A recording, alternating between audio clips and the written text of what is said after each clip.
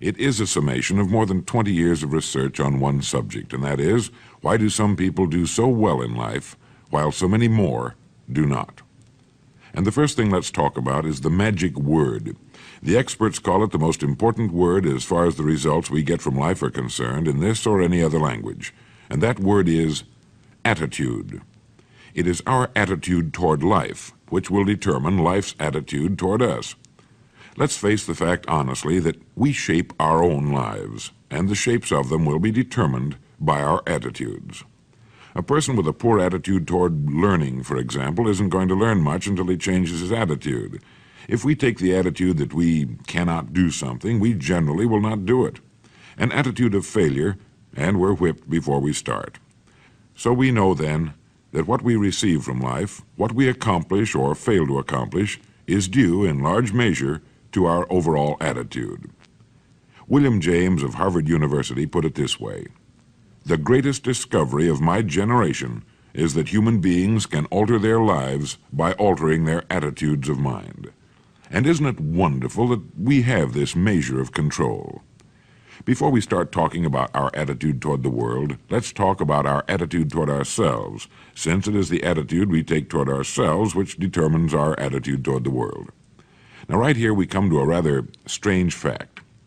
We're so familiar with ourselves, we tend to take ourselves for granted. We tend to minimize the things we can accomplish, the goals we can reach, and for some equally strange reason, believe others can accomplish things in our field which we cannot. There are literally millions of human beings living narrow, darkened, frustrated lives, living defensively, simply because they take a defensive, doubtful attitude toward themselves, and as a result, toward life in general. Many people are suspicious of and oppose change, yet change is the one thing in life on which we can absolutely count.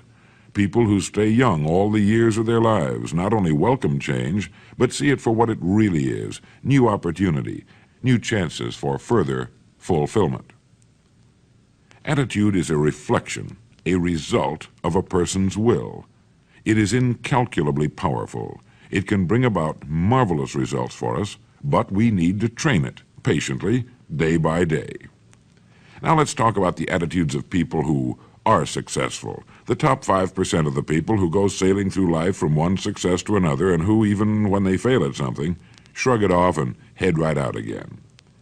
No matter who the person is or what he does, men and women in sales, business executives, people in all the professions, wives and mothers, students, top people in the armed forces, public servants, men and women in the service of religion, working men and women in all fields of endeavor, wherever you find a person doing an outstanding job and getting outstanding results, you will find a person with the right kind of attitude. These people take the attitude toward themselves that they can accomplish what they set out to accomplish, that there's no good reason on earth why they can't be competent, successful. They have a healthy attitude toward themselves and, as a result, toward life and the things they want to accomplish. And because of this, they achieve some remarkable things, and they come to be called successful, outstanding, brilliant, lucky, and a lot of other things. They're quite frequently no more brilliant or outstanding than the majority of the people by whom they're surrounded. But they did develop the right attitude, and they found their accomplishments not too difficult, and many times surprisingly easy, simply because it seems that so few are really trying, really believe in themselves. Successful people come in all shapes and sizes and in widely varying degrees of intelligence, background, and so on. But they all have one thing in common. They expect more good out of life than bad. They expect to succeed more than they fail. If you want something worthwhile, take the attitude that there are a lot more reasons why you can have it than there are that you cannot, and set out to earn it. Go after it, work at it, ask for it, and 9 times out of 10, you'll get it. Our environment is really a mirror of our mental attitude. If we don't like our environment, we have to change our attitude first. Now, the world plays no favorites. It's impersonal. It doesn't care whether we change or not. Adopting a good, healthy attitude toward life doesn't affect the world and the people in it nearly as much as it affects us. It would be impossible to even estimate the number of jobs which have been lost, the number of promotions missed, the number of sales not made, the number of marriages ruined by poor attitudes. but you can number in the millions the jobs which are held but hated, the marriages which are tolerated but unhappy, all because of people who are waiting for the world and others to change toward them, instead of being big enough and wise enough to at least make a test which will prove beyond any shadow of a doubt where most or at least a big part of the trouble lies.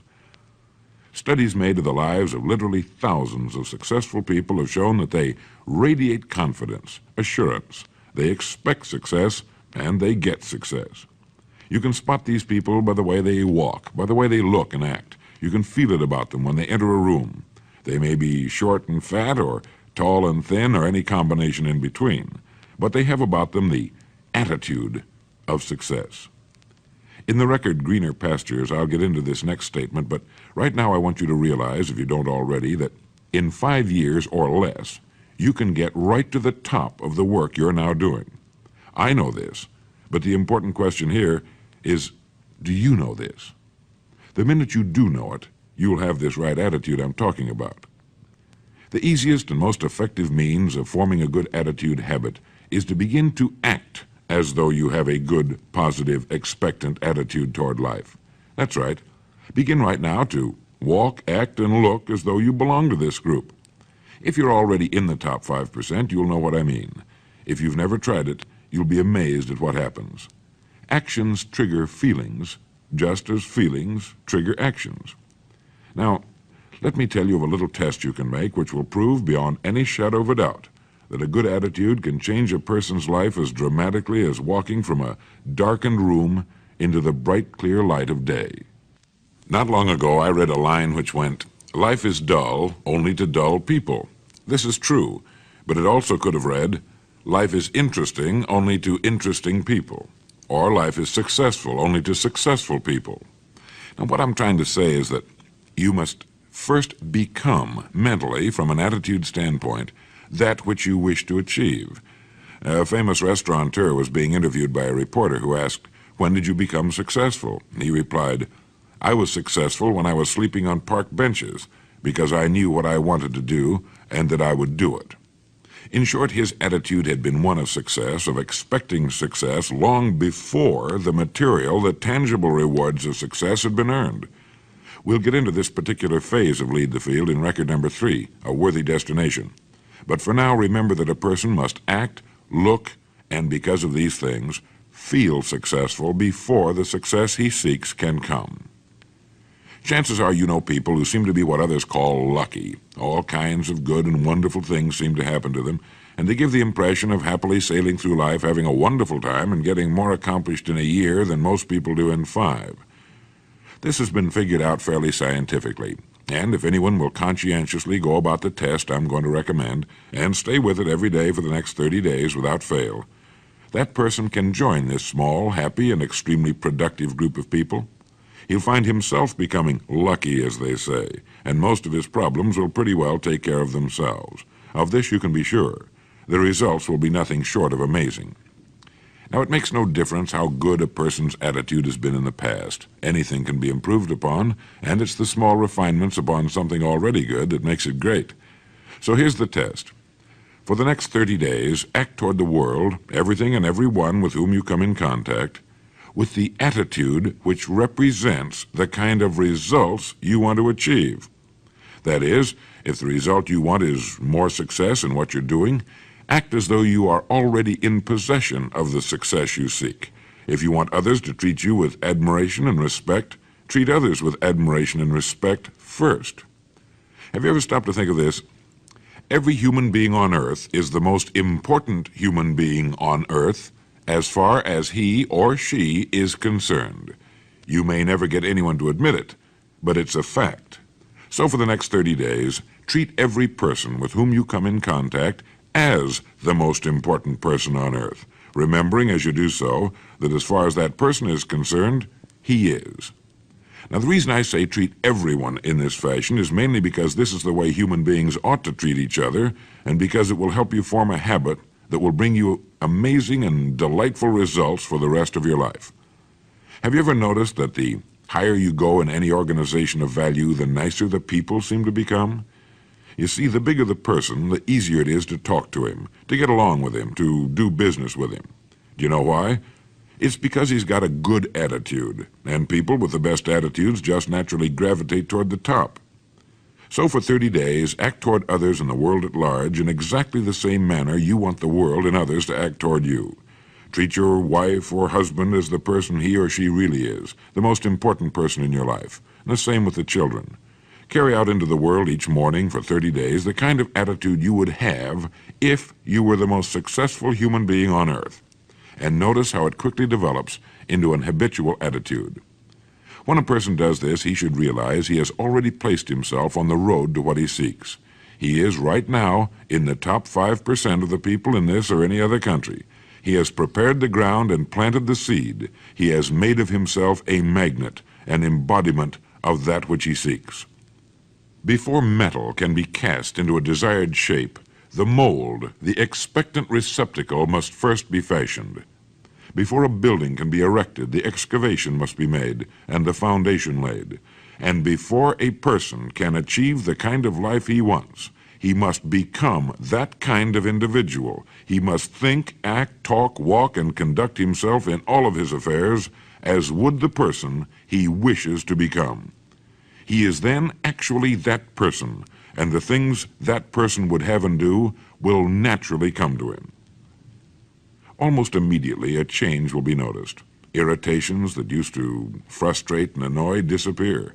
When some less informed individual gives you a bad time, stay on the track. When someone cuts in front of you with his car or acts in any other manner that shows his ignorance and lack of courtesy, don't permit yourself to drop to his level.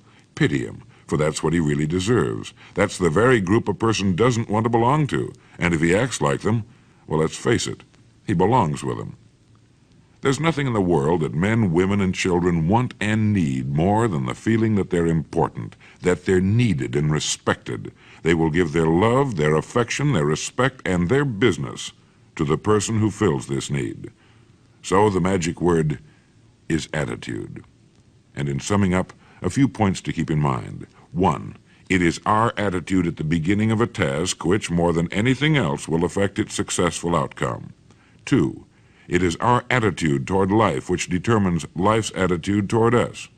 3. We are interdependent.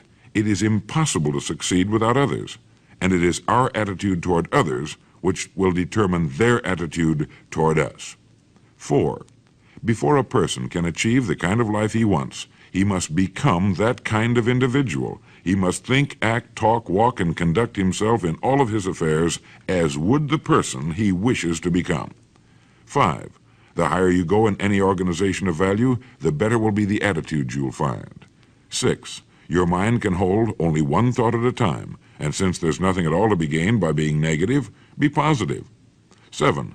The deepest craving of human beings is to be needed, to feel important, to be appreciated.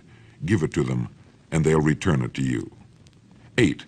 Look for the best in new ideas. As someone said, I've never met a person I couldn't learn something from. 9. Don't waste valuable time broadcasting personal problems. It probably won't help you. It cannot help others. 10. Don't talk about your health unless it's good.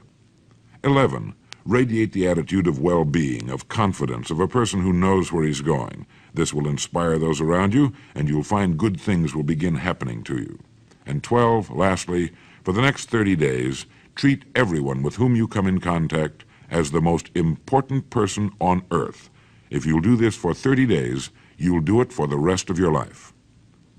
In the next recording, I'll talk to you about greener pastures. But now in closing, remember the words of Walter Dill Scott of Northwestern University. Success or failure in any undertaking is caused more by the mental attitude even than by mental capacities. Thank you.